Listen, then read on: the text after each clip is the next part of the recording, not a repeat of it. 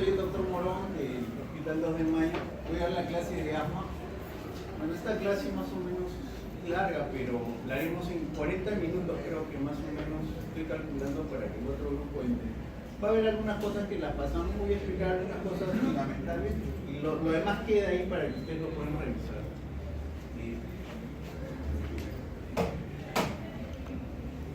La definición de asma siempre es importante definir las cosas, ¿no? Entender exactamente para poderla diferenciar de otros cuadros obstructivos.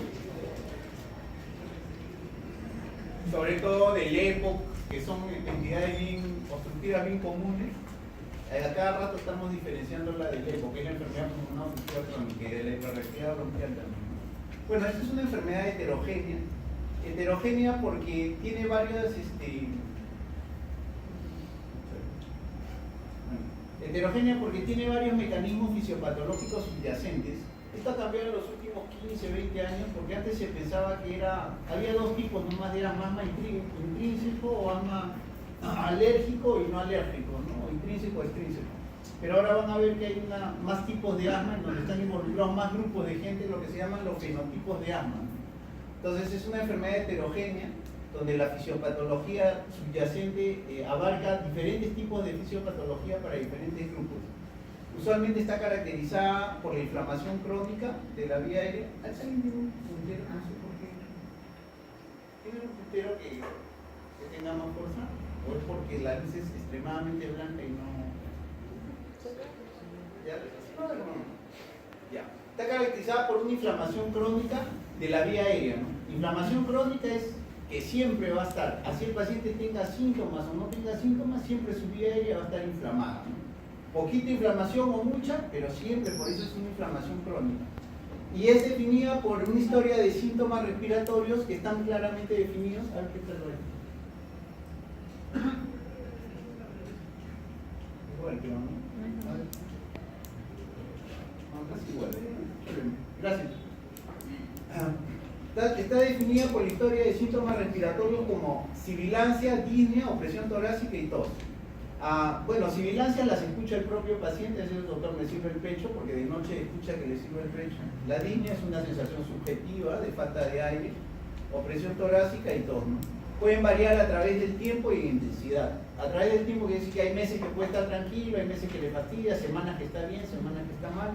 Y en intensidad también, porque pueden haber momentos en que los síntomas son muy intensos que lo puede llevar a una emergencia y otras que los síntomas lo fastidian pero de forma mínima y casi a veces puede estar días y no hacerle mayor caso a la enfermedad, ¿no?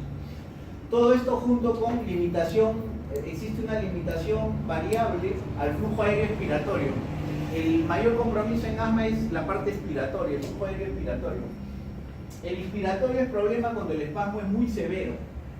Cuando no lo es, el inspiratorio no es problema porque los músculos inspiratorios o el principal músculo inspiratorio, que es el diafragma, es bien potente. En cambio, los expiratorios son músculos débiles.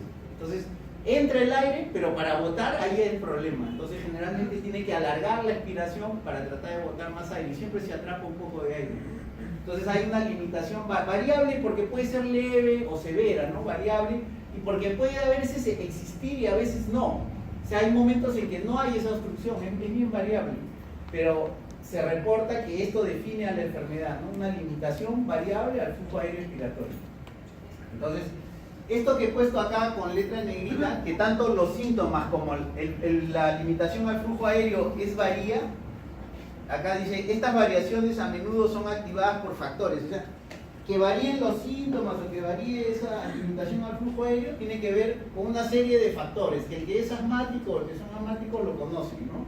Generalmente el ejercicio, la exposición a alergenos o irritantes, cambios en el clima, temperatura, humedad, o infecciones respiratorias virales, el resfrío común, que es la más común infección respiratoria, ¿no? También problemas emocionales, ¿no? La risa, el llanto, los asmáticos saben cuando se ríen, se les cierra el pecho, cuando están con problemas también, la angustia, la ansiedad también influye mucho porque la vía aérea bronquial tiene mucha inervación. Eso es en cuanto a definición, pero también hay que describir algunas cosas de la enfermedad para que quede claro de qué estamos hablando, ¿no? tanto los síntomas como esta limitación al flujo aéreo se pueden resolver espontáneamente. O sea, puede ser que le pase solo los síntomas, sin usar nada. Viene un rato, 2, 3 horas, siente una molestia y después se le quitó, ¿no? O puede ser que tenga que ver con una respuesta al tratamiento, ¿no? Puede ser que tenga que usar algún tipo de terapia inhalada o algún otro tipo de tratamiento, ¿no? Y en ocasiones puede estar ausente semanas o meses, ¿no? Hay pacientes que, doctor, yo solo tengo molestias 1 o 2 semanas, 2 veces al año, nada más. El resto no tiene molestias, pero siempre su vía aérea está inflamada. Eso se ha demostrado porque se ha hecho broncofibroscopía, se ha hecho lavado bronquiolo-alveolar y se ha recuperado células inflamatorias. Estoy hablando de macrófagos, eosinófilos, linfocitos. Y se ha comparado esa cantidad de células de los asmáticos versus los sanos, los que no son asmáticos. Pero de esos asmáticos que no tienen síntomas, que están muy bien, esos que están muy bien, que no tienen síntomas, siempre la cantidad de células inflamatorias, eosinófilos, linfocitos, etcétera, siempre son mayores que los normales. O sea, siempre quiere decir, siempre hay una inflamación de la vía aérea. Entonces, estos pacientes también pueden experimentar exacerbaciones, ¿no? O sea, como ataques agudos, exacerbaciones de su enfermedad, que son las crisis, lo que llaman las crisis de asma, ¿no? Que pueden poner en riesgo, si es muy severa, ponen en riesgo la vida del paciente y pueden conllevar una gran carga tanto de ausencia en el trabajo, carga para comprar medicamentos, etcétera, para ellos y para la misma comunidad también. Entonces, en los últimos años, las intervenciones sobre estas exacerbaciones se han hecho mucho más puntuales, tanto que ahora en los reportes internacionales se hace mucho hincapié en esto de los factores de riesgo para estas exacerbaciones, que los médicos tienen que estar puntualizando mucho en observar, en determinar y en manejar esos factores de riesgo para estas exacerbaciones, para que el paciente no tenga estas exacerbaciones que pudieran poner en peligro su vida, ¿no? Entonces el asma normalmente está asociado con una hiperreactividad de la vía aérea. Hiperreactivo, o sea, la vía aérea del bronquio se vuelve hiperreactivo. ¿Cómo se vuelve hiperreactivo? De 2 formas nada más, produce más flema y se cierra. Esas son las 2 formas que tiene para reaccionar. O sea, reacciona más de lo normal, ¿no? Frente a una serie de estímulos. ¿Esta hiperreactividad a qué se debe? ¿Por qué se pone hiperreactivo? ¿Por qué? Porque está inflamado, hay una inflamación crónica, eso lo vuelve hiperreactivo, ¿no? Estos hallazgos usualmente persisten aun cuando los síntomas estén ausentes y hemos dicho que la inflamación siempre va a estar ahí, aunque poca, pero siempre va a haber inflamación, ¿no? Pero esta inflamación se podría normalizar con un buen tratamiento, ¿no? Eso en los últimos años con los nuevos tratamientos se ha visto que los pacientes pueden tener esa inflamación casi en estado cero, ¿no? Casi sin inflamación. Bueno, en cuanto a epidemiología, Lima, no tanto el Perú, ¿no? Porque hay ciudades de Perú que no hay nada de asma, ¿no? Pero Lima, como tal, es la segunda ciudad en todo el mundo donde hay más asmáticos. Estoy seguro que acá no sé cuántos alumnos habrá ahorita, debe haber unos 50 o 60, y debe haber más o menos un 20% de asmáticos. Si estamos hablando de, si son 60, 6, unos 10 asmáticos debe haber. Levanten la mano, ¿quiénes son asmáticos? Nos pasamos, estamos como en 15. O sea, es recontra prevalente en Lima, estoy hablando de Lima. Estos asmáticos de Lima se van a Piura, no sienten nada, se toman su chela helada, su marciano, normales, no tienen nada.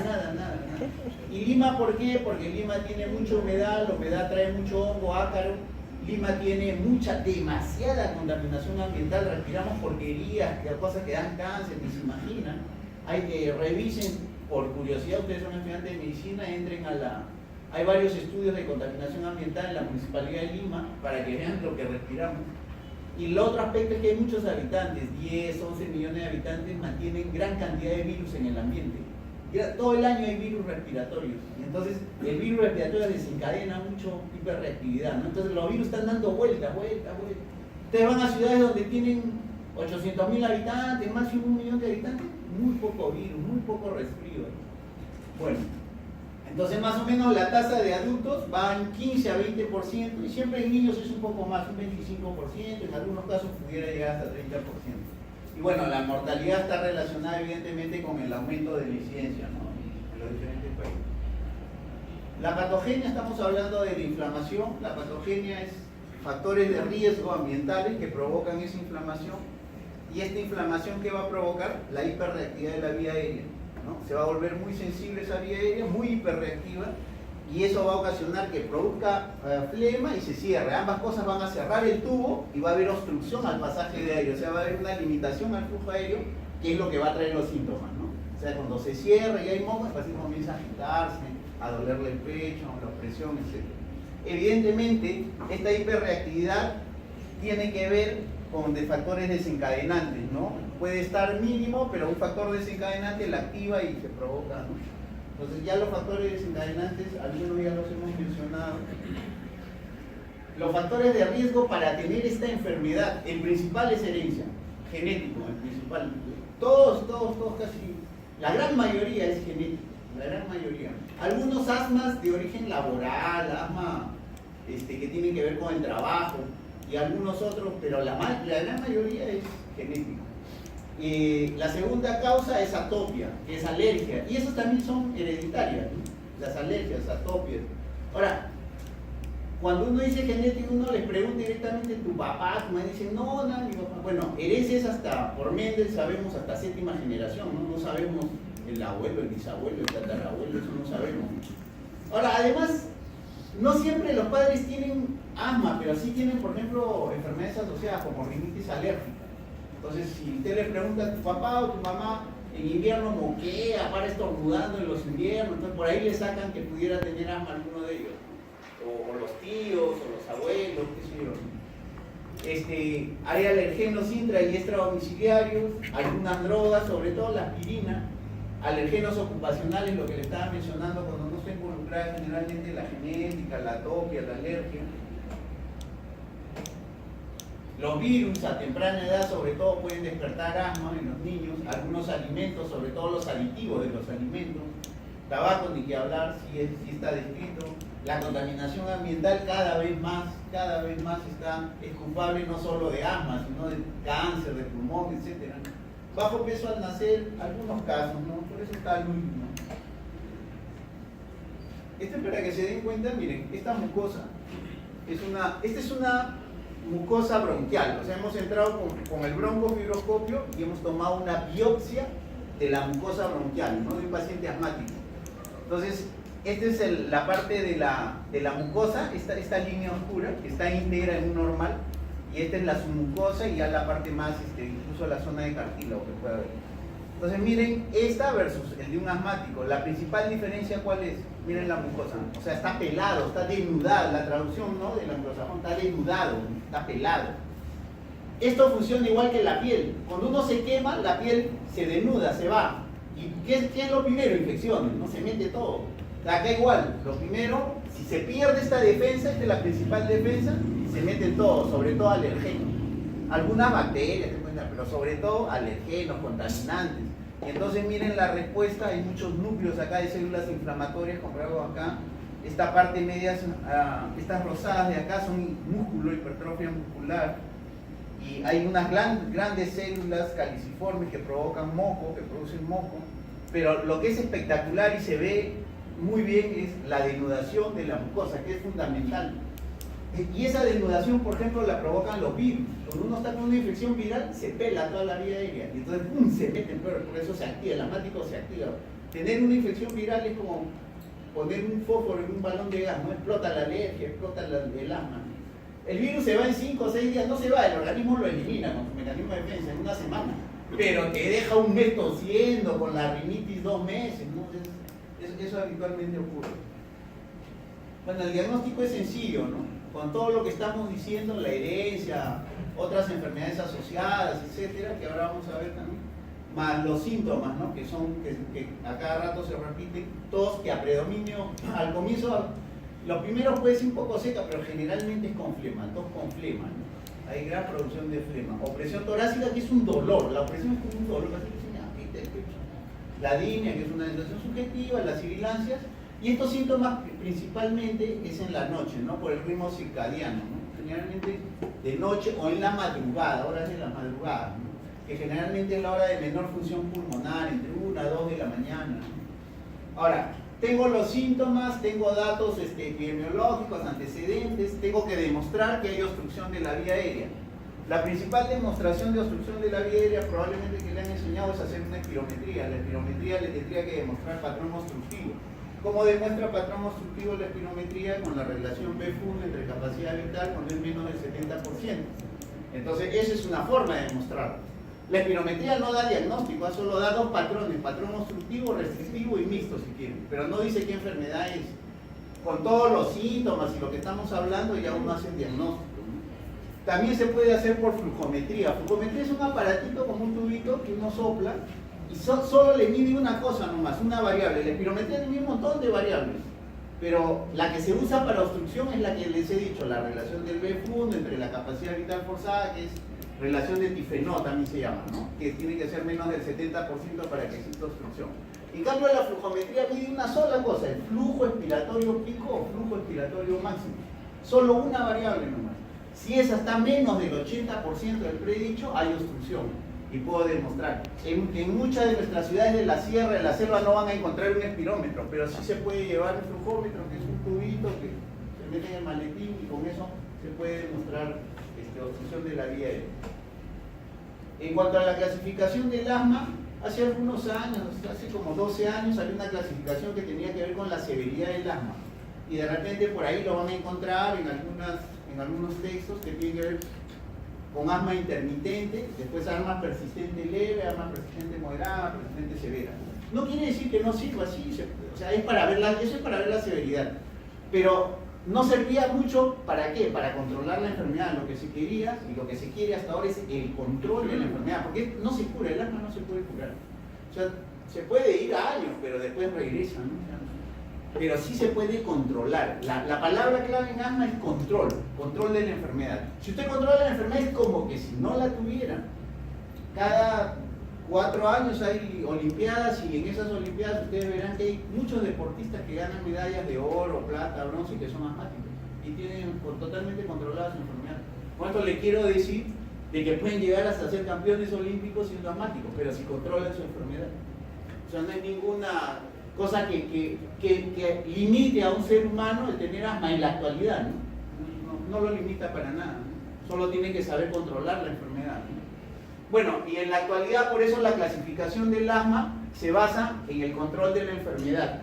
En eso se basa en 3 nada más, así como la neumonía se clasifica en 2 nada más de la comunidad intrahospitalaria, el asma se clasifica en 3. No controlado, parcialmente controlado y controlado, nada más. Más fácil no hay unos parámetros que ahora vamos a ver. En los últimos 10 años han aparecido una clasificación de asma, donde ustedes van a ver, van a decir los fenotipos de asma, también son diferentes tipos de asma, eso lo vamos a ver después, que todavía no hay una aceptación del todo internacional de estos fenotipos de asma, pero ya las publicaciones sirven para por lo menos tratar a un grupo de asma, nos guía más o menos en el tratamiento de un grupo de asmas que son los asmas muy severos, ¿no? Que son los menos, 3%. Pero bueno, ahí está esa clasificación y hay que mencionarla porque las van a encontrar probablemente, ¿no? Bueno. Entonces, tenemos asma controlada, parcialmente controlada y no controlada. Lo que interesa, tener el asma siempre controlada, ¿no? Las variables están acá. Síntomas diarios, controlada, o no hay síntomas, o menos de 2 veces por semana, ¿no? Parcialmente controlada, más de 2 veces por semana, y no controlada, 3 o más hallazgos de esta asma parcialmente controlada presentes en una semana. Limitaciones de las actividades, o sea que por el espasmo, el paciente no va a trabajar, o pide permiso, etc., ¿no? Ninguno, algunas veces. Síntomas, despertares nocturnos, que es fundamental. Siempre los despertares nocturnos en asma es un índice de severidad de la enfermedad, ¿no? Acá ninguno, acá algunas veces. Necesidad de tratamiento de rescate, o sea, necesidad de usar el famoso salbutamol, que es un beta agonista de acción corta, ¿no? Entonces, necesidad de usar tratamiento de rescate y controlada, ninguno o menos de 2 veces por semana. Parcialmente controlada, más de 2 veces por semana. Función pulmonar, ya sea por espirometría o ya sea por el flujo expiratorio pico, en controlada normal y en parcialmente controlada menos del 80% del predicho. Y en exacerbaciones, en controlada ninguna, en parcialmente controlada una más al año y en no controlada un ataque semanal. Entonces, esta es la clasificación y lo que se busca es que la enfermedad esté, el control de la enfermedad, el control clínico de la enfermedad Y todo esto es el resumen de la columna que hemos visto de controlado, así que no lo repito, sino que está en un cuadro nada más para que eso es lo, digamos que con eso el paciente está controlado y puede hacer una vida normal, sin mayor problema. En cuanto a los fenotipos del asma, esto tiene algunos pocos años y entonces se dice que el asma es una enfermedad heterogénea con diferentes procesos de enfermedad subyacente, procesos fisiopatológicos, ¿no? Entonces hay unos grupos reconocibles por características demográficas, clínicas y sobre todo fisiopatológicas que se llaman fenotipos de asma, ¿no? En pacientes con estos fenotipos de asma sobre todo están siendo útiles en aquellos pacientes con asma muy severa, ahora vamos a ver en la terapéutica, con asma muy severa, y algunos tratamientos para esta asma muy severa están guiadas en el fenotipo, ¿no? Entonces, sin embargo, dice a la fecha, esto hay que aclararlo, no se encontró una fuerte relación entre hallazgos patológicos específicos, patrones clínicos particulares y respuesta al tratamiento. O sea, esto todavía se está probando, se está viendo. Hay mucha publicación de fenotipos de asma en relación al tratamiento de estos pacientes con asma muy severa. Se dice que se requiere más investigación para que esta clasificación de fenotipos sea útil, ¿no? O sea, hay que investigar más, pero sí está habiendo bastantes publicaciones en ese sentido.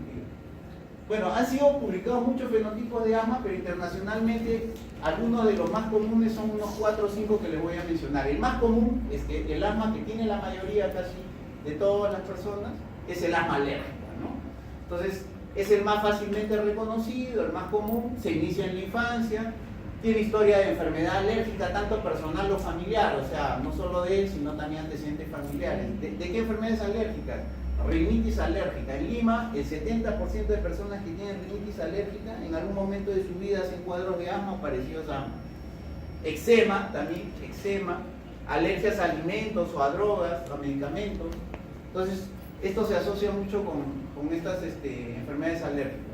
En su esputo inducido antes del tratamiento, en ese esputo se revela generalmente hay inflamación eosinofílica, o sea, inflamación donde predominan eosinófilos, ¿no? Esto sobre todo de la vía aérea, ¿no? Y usualmente este fenotipo tiene buena respuesta a corticoides inhalados. Esto es corticosteroides inhalados, lo van a ver a cada rato a partir de ahora en las diapositivas, ¿no? Corticosteroides. Hay otro que es corticosteroides orales, ¿no? Pues orales pastillas, ¿no? Prednisona, esa en pastilla oral. Inhalados son los famosos inhaladores. El asma no alérgica es un grupo de pacientes asmáticos en donde no está asociado a la alergia, ¿no? El perfil celular del esputo puede ser que tenga eosinófilos, pero también puede tener neutrófilos y puede también tener pocas células inflamatorias, por eso se llama pausigranulocítica, ¿no? Y responden menos bien a los corticoides inhalados, no tienen tanta buena respuesta como la anterior. Hay un asma de inicio tardío, es otro fenotipo, el tercer fenotipo, se da en adultos, particularmente en mujeres, presentan asma por primera vez en la vida adulta, de niños ni de adolescentes han tenido asma, arrancan a los 30 años, 40 años, por ahí, ¿no? Y tienden a no ser alérgicos, ¿no? Y requieren para controlar su enfermedad altas dosis de corticoides inhalados, ¿no? O son relativamente refractarios a tratamiento con corticoides, ¿no? Por eso le decía que estos grupos más o menos tienen que ver con el tratamiento, ¿no? Hay otro fenotipo que es asma con limitación fija al flujo aéreo. ¿Qué quiere decir limitación fija? Que el flujo aéreo del asmático normalmente se define, en la definición le puse limitación variable al flujo. ¿Por qué? Porque el asmático puede estar recontra cerrado, pero va a la clínica, al hospital, lo nebulizan 3 veces, le ponen sus corticoides y en 5 horas ya está libre, ya abrió. Es variable, ya no tiene ya. En cambio el EPOC no, el EPOC se pone mal, lo nebulizan todo, le mejora un poquito más, pero siempre tienes, es poco reversible. Entonces, esta asma con limitación fija al flujo aéreo se parece al EPOC, porque la limitación al flujo aéreo casi es fija, no revierte casi con broncodilatadores. ¿Y por qué se da eso? Está asociada generalmente con pacientes de asma de larga data que no lo han manejado adecuadamente.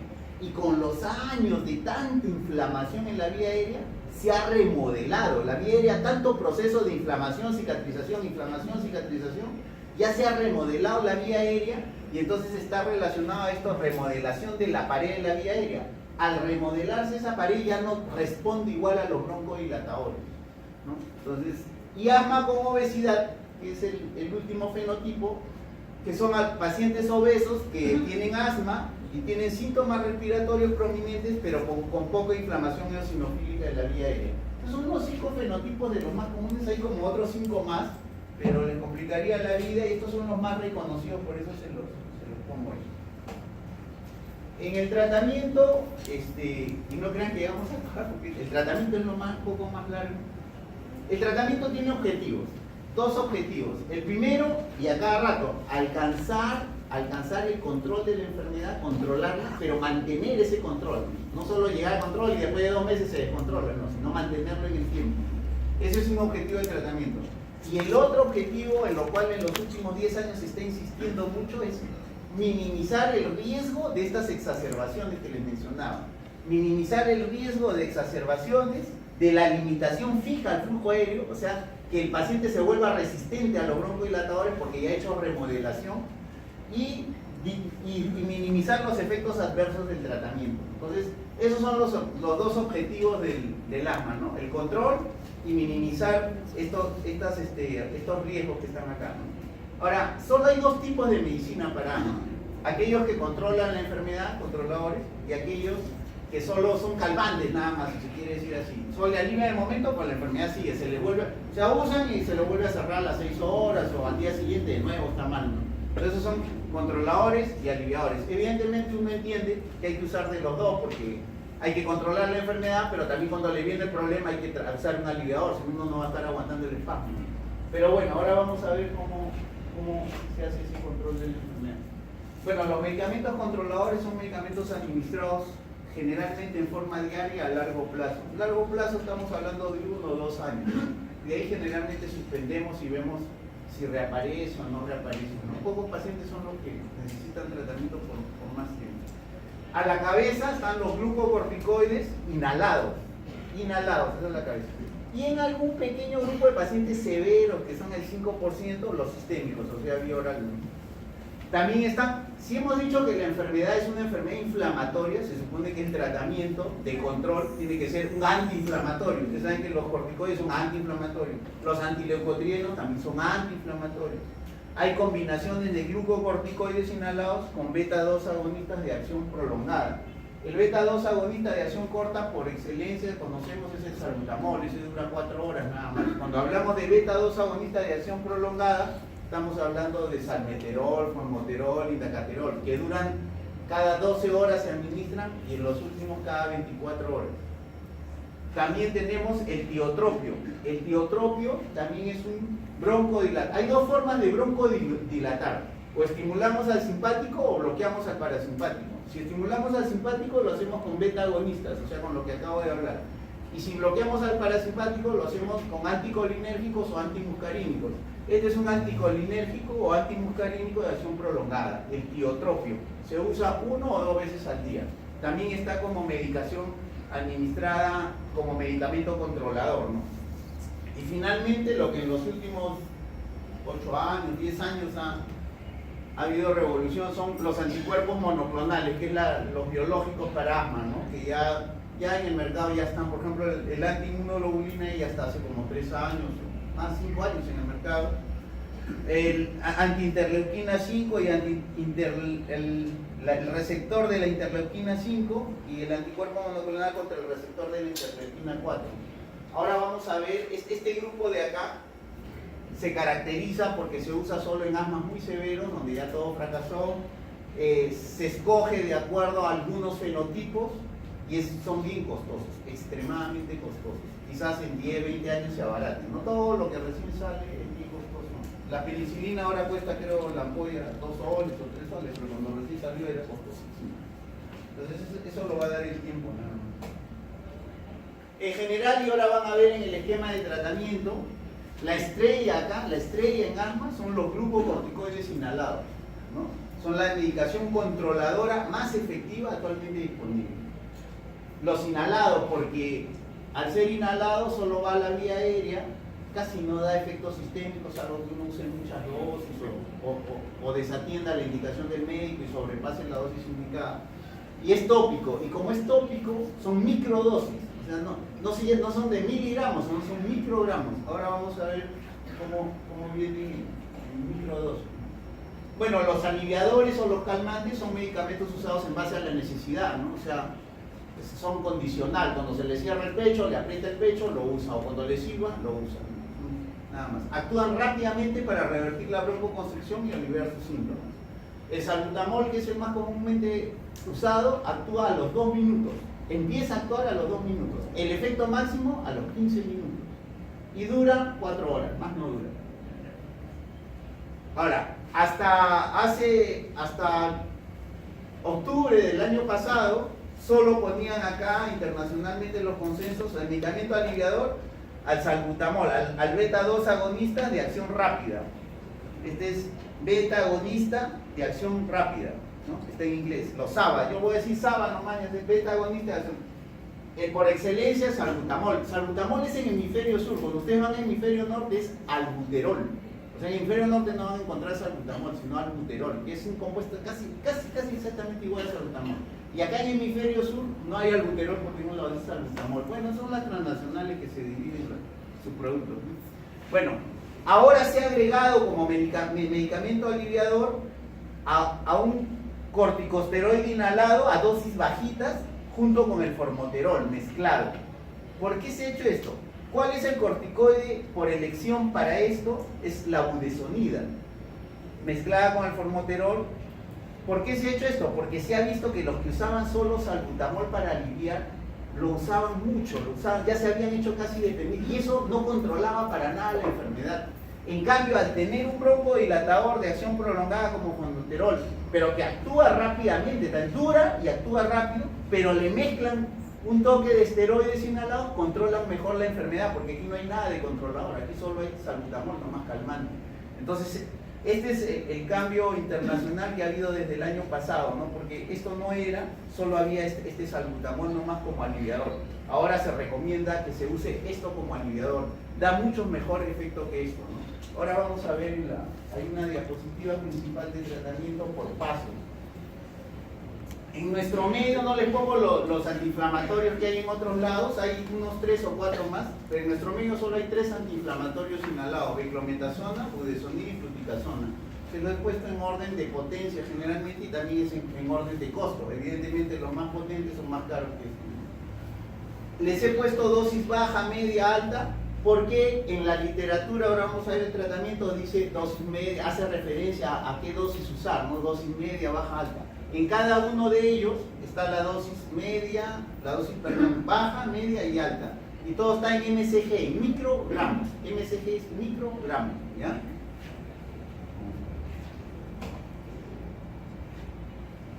Esta parte es importantísima.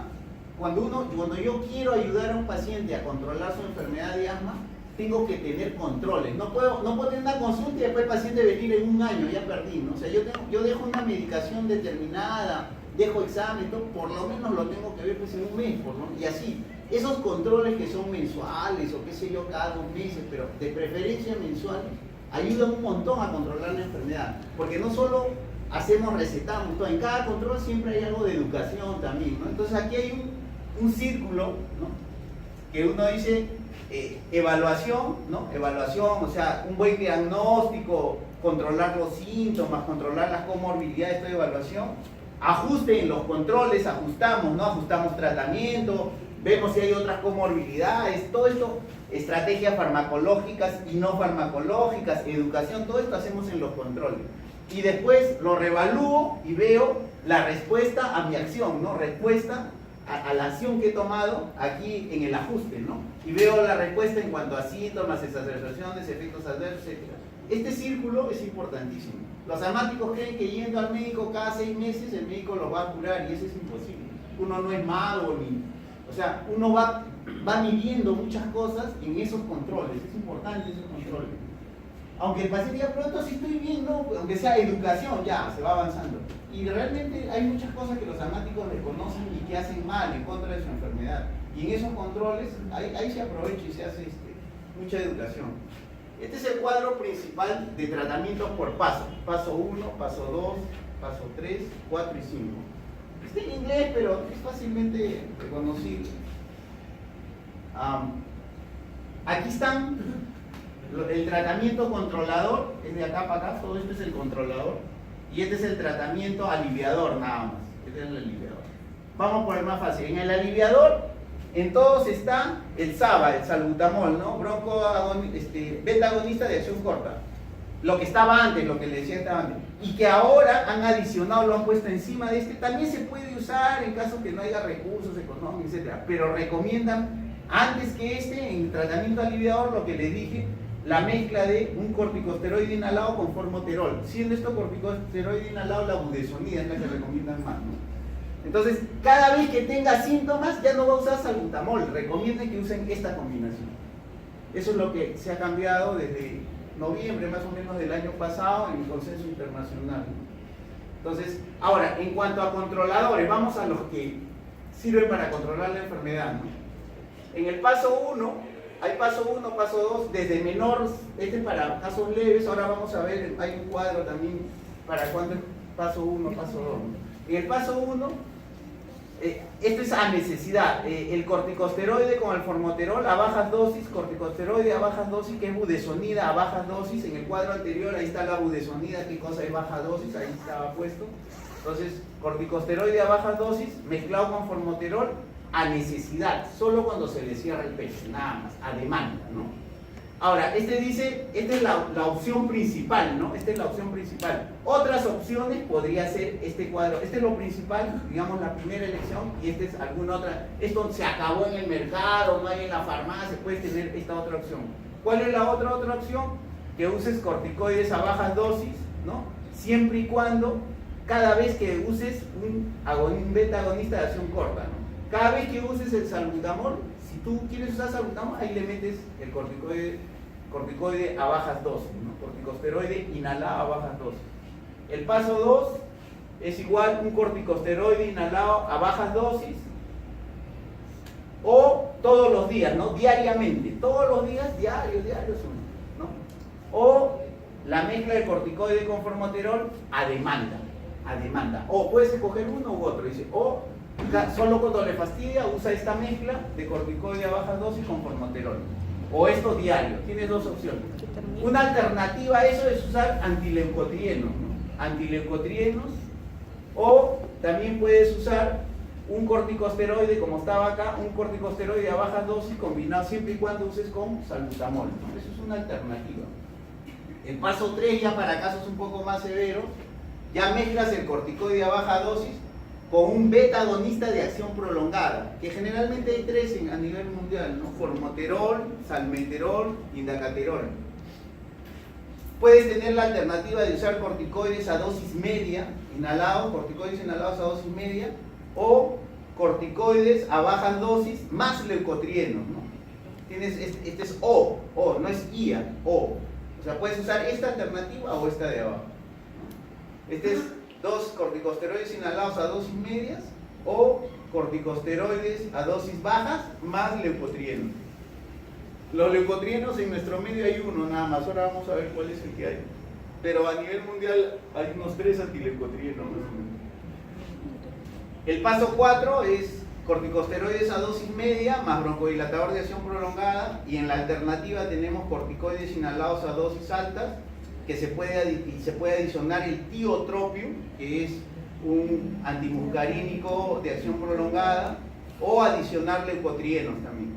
Y en el paso 5 son para los asmáticos más severos, que son poquitos, ¿no? No se estresen por esto, que cuesta caro, que son modernos, pero es para los asmáticos más severos, ¿no? Entonces, dosis altas de corticosteroides inhalados más broncodilatador de acción prolongada, ¿no?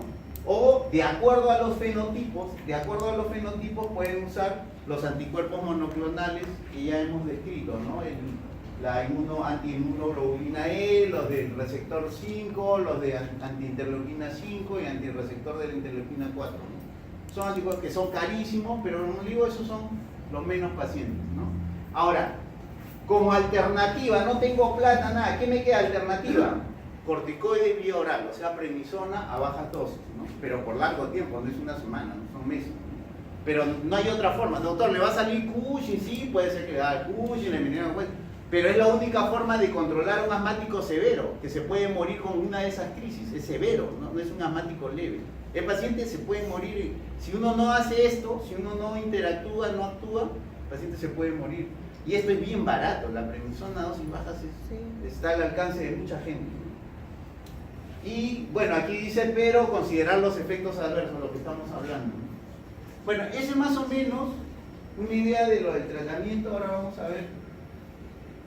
Esto del corticoide inhalado, en los controles, usted ve que hay a baja dosis, a mediana, uno va reajustando su dosis de acuerdo a cómo el paciente va. Entonces uno comienza a subir, llega a un punto, controla la enfermedad y después que ha controlado la enfermedad, comienza a bajar para lograr la mínima concentración de corticoide inhalado para controlar el asma de ese paciente, ¿no? O sea, se busca siempre buscar la mínima concentración de corticoide inhalado, pero eso se hace en los controles, ¿no?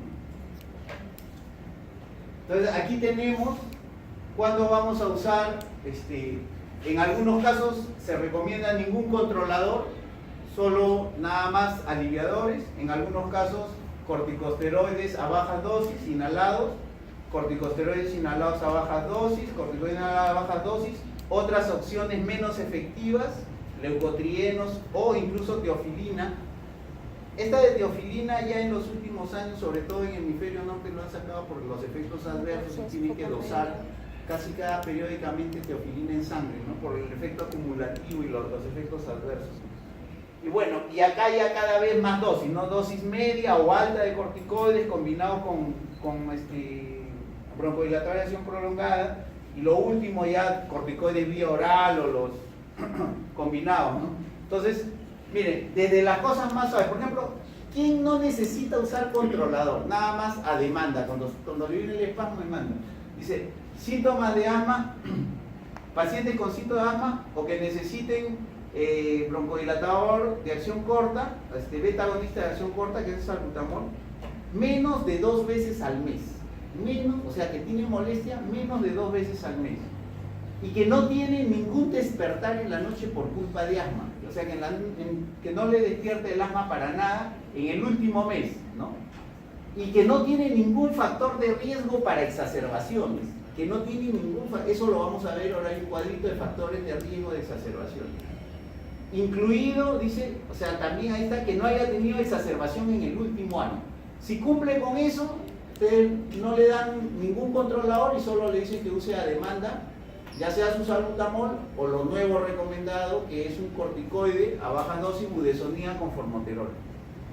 Dosis baja de corticosteroides inhalados, esto es diario, a largo plazo, cuando los síntomas de asma son infrecuentes, pero el paciente tiene uno o más factores de riesgo para exacerbación. Ejemplo, baja función pulmonar o requiere exacerbaciones que requieren corticosteroides orales, entonces corticosteroides orales en el último año, o que ha sido internado en una unidad de cuidados intensivos por culpa de asma, ¿no?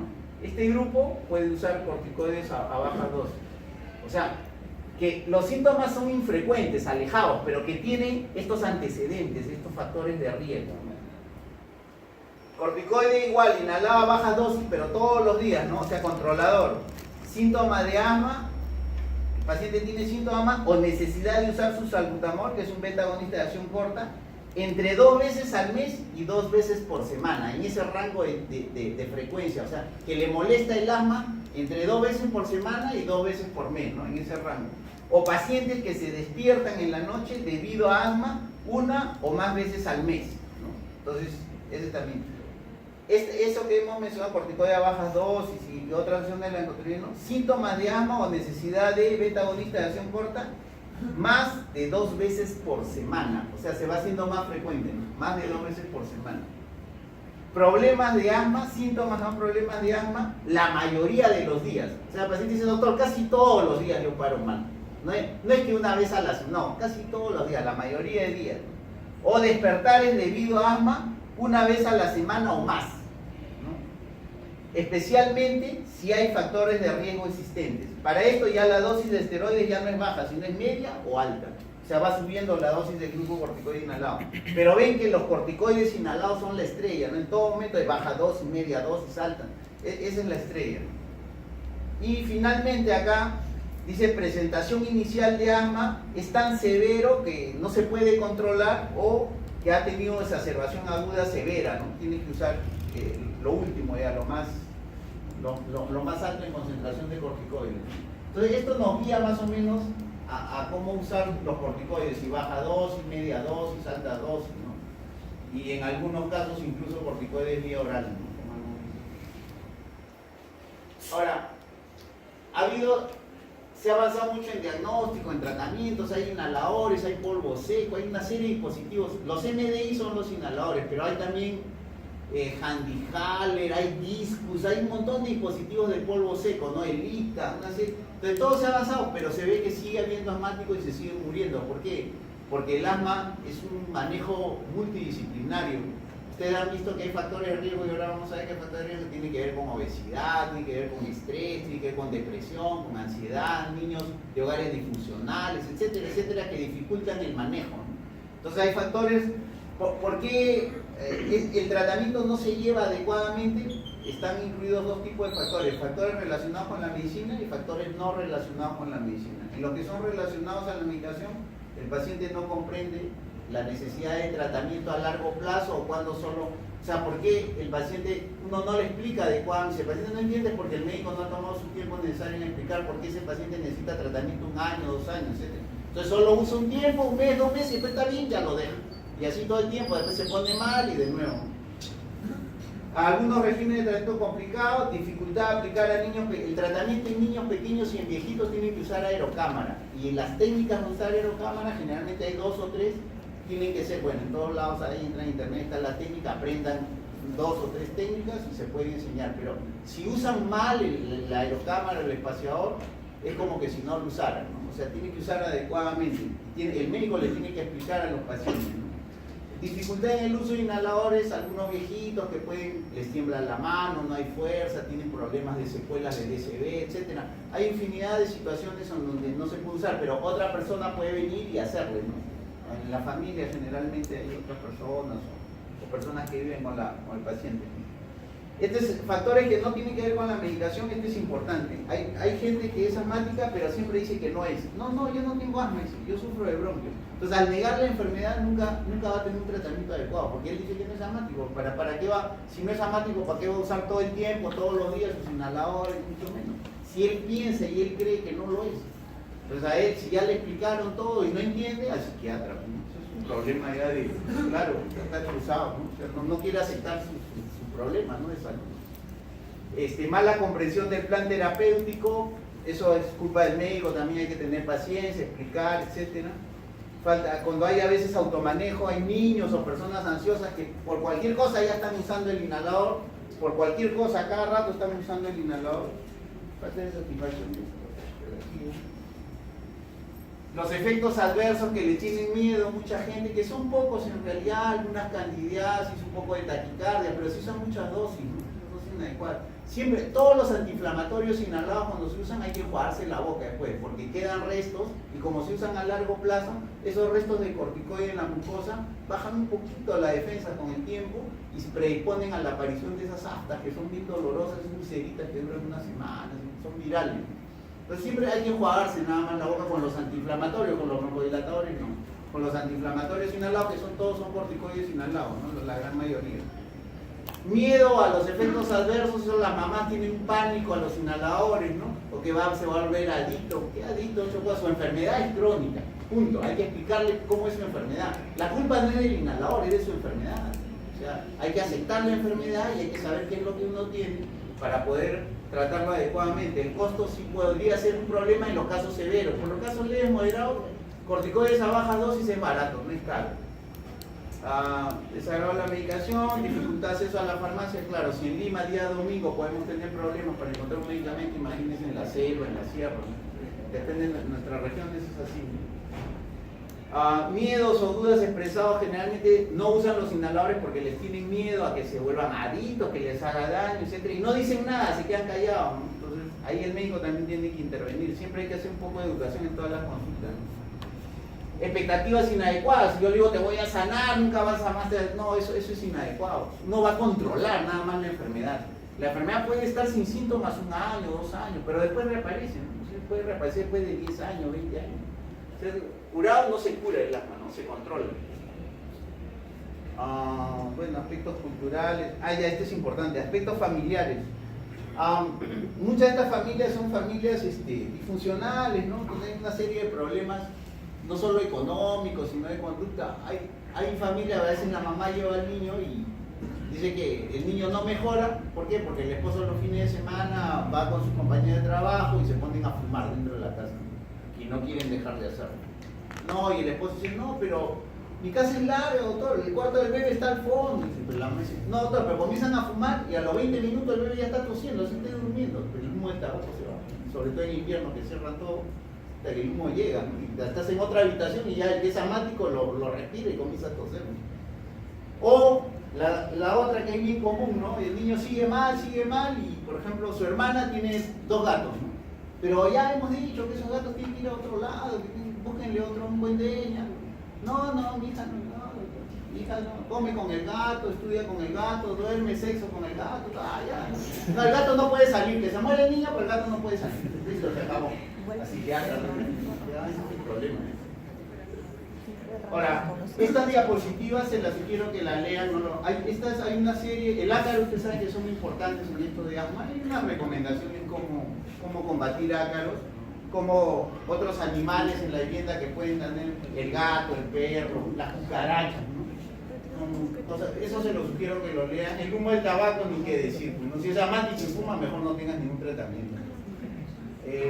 Lo de las cucarachas, hay algunos genios que se han pasado investigando las proteínas de la caparazón de la cucaracha, proteína P140, no sé qué, bueno, pero no creo que uno tenga tantas cucarachas en su casa.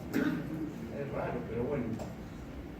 La espora y polen, sí, el polen es para los asmáticos. A veces yo recomiendo, no salgan de Lima, los médicos recomendamos, ¿no? Salgan de Lima, de Chosica, Chaclacayo, hay calor, sol, y se van y empeoran, no vienen hasta las patas.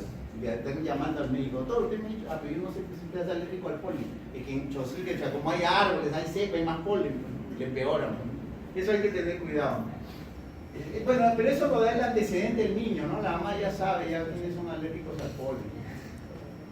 Estos contaminantes del aire doméstico, eso también tiene que ver con el psiquiatra, porque sobre todo mujeres, hombres menos, sobre todo las mamás, ¿no? Que le gusta que huela todo, ¿no? Que huela la sala, que huela el baño, que huela, le paran echando spray de olor o ponen ahí en el tomacorriente, hay unas cosas que liberan olor, limpian con olor, todo, y el niño es asmático. Y uno ya le he hecho 1000 veces y no entiende, no, pero tiene que oler. Psiquiatra. Basta que esté limpio, ¿no? Tienen el niño asmático, hasta que gastan un montón de plata en inhaladores, pero todo, mi esposa sigue echando, pues su esposa me parece que hace un disgusto, ¿no? Todo huele, todo quiere que huela, el ropero huele, el piso huele, todo quiere que huela. Es una psicopatía, neurosis. Bueno, los alergenos, la gripe, las infecciones virales son importantes. 2 cosas, los resfríos comunes son causados por cerca de 200 diferentes tipos de virus. El más peligroso, ¿cuál es? El que nos puede matar, influenza. Por eso es que se vacuna contra influenza. El que se vacune contra influenza no quiere decir que no se va a resfriar, se puede resfriar por los 190 y tantos otros virus. En general se ha visto que las personas que se resfrían muchas veces al año, 8 o 9 veces al año y se vacunan contra influenza, sus gripes bajan a 2 o 3 al año. Ellos notan, siempre, la mayoría lo refiere así. Debe haber algo cruzado, ¿no? Para los otros virus, en alguna protección. Todo asmático tiene que tener vacuna de influenza anual. Todo asmático. Acá en Lima no, ya, otras ciudades no se, pero acá sí. La actividad física siempre debe hacerse, pero cuando el paciente está controlado. Cuando está tosiendo, con flema, con demás, no lo vayan a hacer ejercicio, se empeora. Ahora, ¿por qué tiene que hacer actividad física un asmático? Porque si ese asmático le da una crisis severa de asma y es obeso o tiene sobrepeso, no va a llegar al hospital, se va a quedar en la ambulancia, va a abrir la ambulancia y está frío, ¿no? Porque la gordura, la panza, como se dice, presiona el diafragma y no lo deja respirar. Y él necesita, está cerradazo, ¿no? Se muere, no puede. Además, si no hace ejercicio, no tiene buenos músculos respiratorios, no va a poder meter aire a la fuerza. Entonces, todo asmático que tiene sus crisis, que sabe que le puede dar una crisis severa, tiene que mantener peso normal o hasta ciertos rangos y tiene que tener buenos músculos respiratorios. O sea, que haga el deporte que quiera, ¿no? Todos quieren que haga natación, no, puede hacer el deporte que quiera, el que le guste, ¿no? Pero tiene que tener buenos músculos respiratorios. Si no hay una crisis severa, ustedes saben que para llegar a veces a la clínica que está en 10 cuadras sin tráfico no llegas nunca. Y te abren la ambulancia y ya estás morado, ya estás para la UCI o estás muerto. Y varias veces han abierto la ambulancia y ya no han llegado. Ya. Porque no tienen esa reserva funcional. Son obesos y encima tienen músculos respiratorios débiles, ¿no? Entonces siempre tiene que haber deporte. Esto no es para que se aprendan dosis nada, sino para que vean cómo puede haber, esto es MCG, microgramos. Acá dice MCG, esto está mal, es MCG, todo el microgramo. Entonces podemos encontrar diferentes dispositivos. Hay el inhalador, el MDI, que es el famoso inhalador de dosis fijas o medidas. Hay discos, hay turbohaler, hay handhaler, hay el IPTA, hay una serie de dispositivos. La mayoría de estos son de polvo seco para aspirar, ¿no? Entonces no solo hay inhalador, sino hay una serie de otros dispositivos. Y estos son los antileucotrienos. El que hay en nuestro medio es el Singulair. Se toma una vez al día, todos los días, todo un año, 2 años, así como los corticoides inhalados igualito, ¿no? Hay de 4 miligramos y de 5 miligramos y hay de 10. El de 10 es para adultos, para tragar, para deglutir. El de 4 y el de 5, el de 4 vienen en sachets y el de 5 son masticables, como unos caramelitos de fresa que son riquísimos. Yo tengo mi cajón, cuando tengo frío de caramelo me saco uno de esos. Son riquísimos, o sea, los niños te adoran cuando claro, tienen que tener plata, cuesta un poquito caro. Pero son de los caramelos más ricos de fresa que yo he probado. El Singulair, el de la marca Singulair, riquísimo, ¿no? El de 5 miligramos, fantástico. Sobre todo para los niños, ¿no? Te adoran cuando le haces eso, te vienen, te abrazan, te besan. Y esto no es para que se aprendan, ¿no? Sino lo que quiero que vean acá, como por ejemplo hay concentración. Esta es una mezcla de fluticasona con salmeterol, es un antiinflamatorio con un broncodilatador de acción prolongada. Acá hay otra mezcla, budesonida con formoterol, que es el que más estoy hablando, que es lo que recomiendan más ahora último, ¿no? Son mezclas, este es un antiinflamatorio, es un broncodilatador de acción prolongada.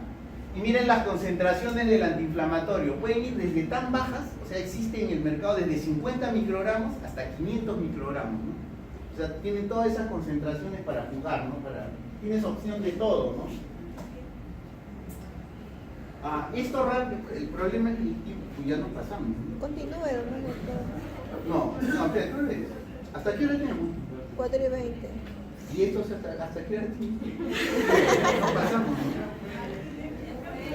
Termine nomás, doctor, con lo que Ya, miren, este es TH0, acá estamos en médula ósea. El TH0 es linfocitos T helper. Linfocitos T helper TH0. En médula ósea, de acuerdo a qué cosas los estimulan, ya están tocando. Te puedes convertir en TH1 o TH2. En asma, el grupo del fenotipo de alérgicos mucho juega con TH2. No son todos, pero es el fenotipo más común. Este TH2 produce una serie de interleuquinas. Esta es célula, esta es molécula, interleuquina 4, 5. Y ustedes han visto que hay anticuerpo monoclonal contra interleuquina 4, 5, 13. Contra todos esos ya en el mercado van a ver. ¿Qué cosa? El corticoide agarra todo.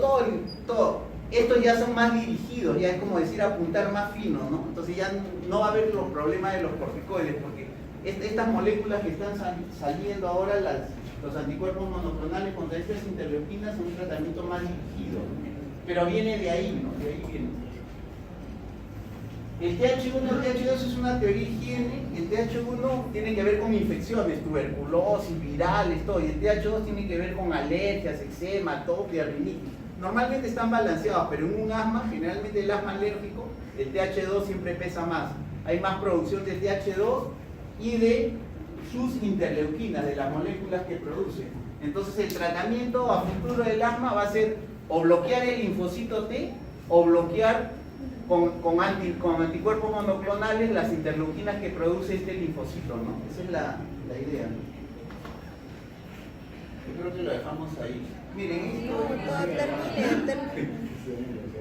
Ya, este es de lo que estamos hablando. Ya, este es importante, ¿ya?